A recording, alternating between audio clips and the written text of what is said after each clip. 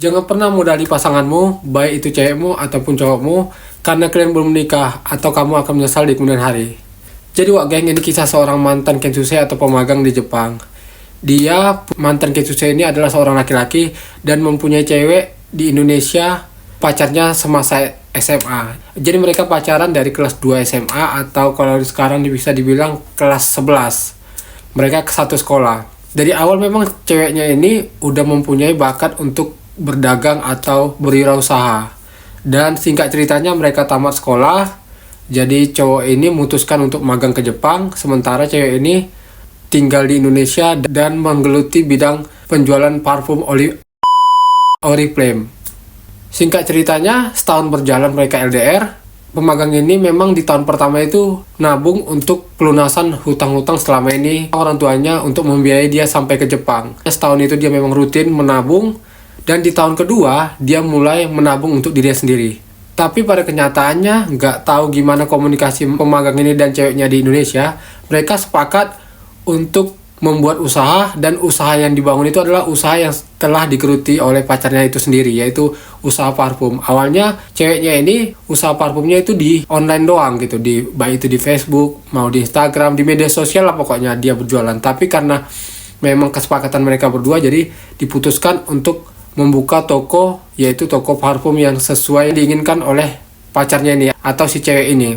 Singkat ceritanya, di tahun kedua ini cowok itu atau pemagang ini habis-habisan untuk modali si cewek yang berada di Indonesia untuk membangun usaha itu, baik itu nyewa kios, beli peralatan-peralatan untuk parfumnya, terbaik itu etalasenya, segala macam lah yang dibutuhkan untuk menjadikan sebuah toko, yaitu toko parfum di kota mereka. Setelah dia udah mengirim beberapa banyak uang dan toko itu jadi, mereka ini belakangan mereka komunikasinya kurang baik. Si ceweknya ini lama-kelamaan sulit dihubungi. Alasannya sibuk untuk mengurusi toko. Tapi dia berasa ada yang aneh. Nggak seperti biasa. Nggak mungkin bisa sesibuk itu. Sampai-sampai menerima telepon aja udah lumayan sulit. Apalagi balas chat.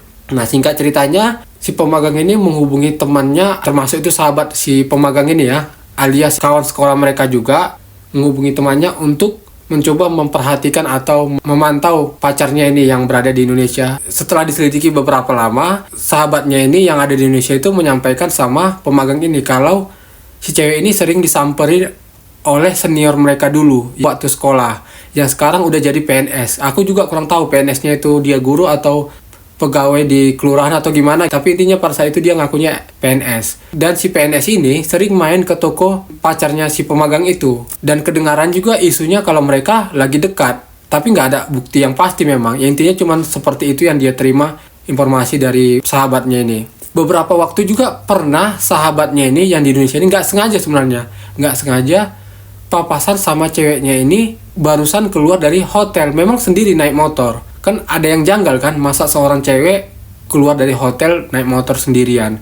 Ya memang gak ada bukti yang menjelaskan cewek ini selingkuh, cuman logisnya kan agak sedikit aneh aja, ada seorang cewek yang keluar dari hotel gitu. Nah itu disampaikan juga sama si pemagang ini, dan di titik itu si pemagang ini udah mulai gelisah dan udah mulai gak enak. Tapi yang ku salutkan dari pemagang ini adalah dia cepat-cepat berpikir realistis dan gak mau terbawa suasana dan sampai menyakiti dirinya oleh kesedihan yang dia rasakan. Walaupun wak geng, dia pantas sebenarnya untuk nangis, bersedih, meluapkan emosinya, karena pada kenyataan orang yang dia sayangi, orang yang dia udah percaya dan berusaha memberikan semua apa yang dia punya tanpa harus menyakiti dirinya sendiri. Dan singkat ceritanya mereka pun putus, dan si cewek tadi nikah sama PNS itu atau seniornya tadi. Dan si peserta magang ini menerima dengan lapang dada dan berusaha kembali hidup seperti biasa dan mencari pasangan yang baru. Pelajarannya wak geng, gak semua orang bisa berpikir serealistis ini. Bahkan itu seorang laki-laki yang kelihatan sangar, yang kuat, itu gak sering kita lihat kalau di video-video seorang laki-laki putus cinta sama pacarnya, dia minum minuman beralkohol, dia lakukan hal yang buruk, dia sakiti dirinya sendiri tanpa berpikir sedikit pun kalau sebenarnya masa depannya itu masih jauh lebih luas dan masih panjang. Tapi karena terlalu cinta sama orang yang dia sayang, akhirnya dia lupa sama hal itu semua. Jadi buat kalian wak geng, jadikan ini pelajaran dan jangan pernah berpikir kalau dunia ini akan berlalu begitu saja tanpa dia. Jadi mudah-mudahan kisah ini bisa jadi pelajaran buat kita semua. Oke Wak Geng, ciao.